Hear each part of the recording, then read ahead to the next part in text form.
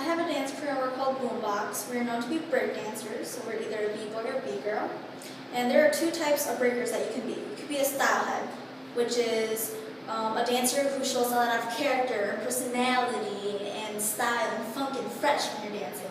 Or you could be a power head, where you are physically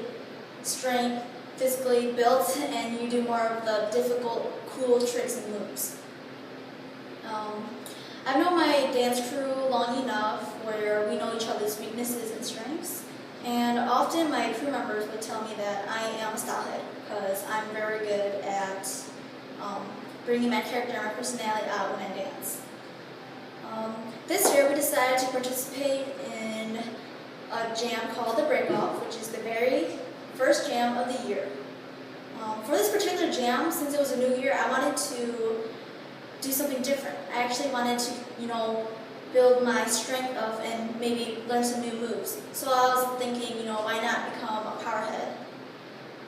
So 2 weeks before this jam, I asked the guys to teach me a new move, which I really wanted to learn the 90, which is the 90 is you're in a one-hand position, one-hand handstand, in this 90-degree angle, and you're spinning off on the ground from your palm.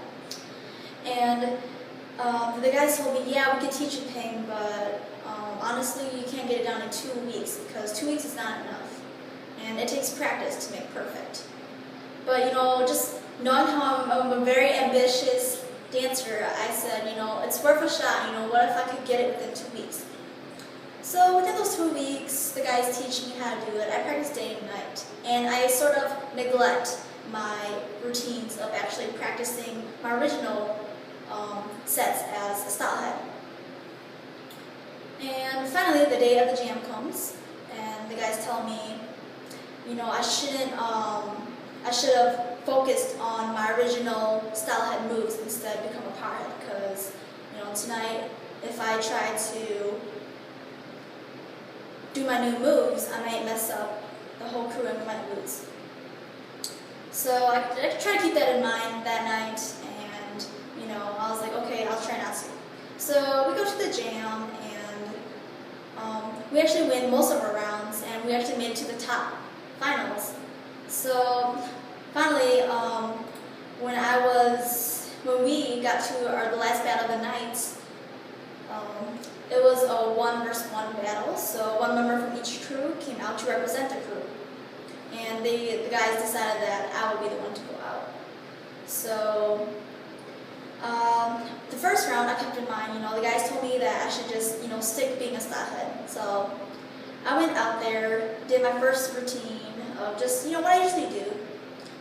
And then the second round, I decided, I really want to pump up the crowd. And, within those 2 weeks, I worked pretty hard. So why not try something a little bit more with tricks?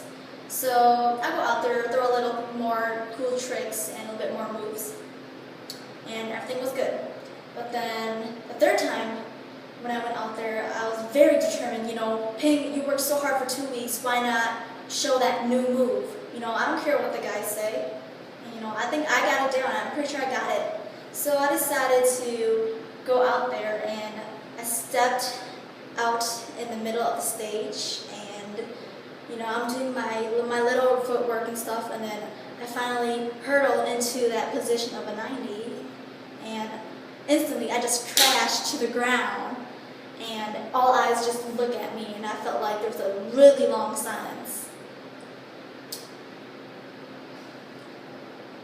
After that, I knew it was over.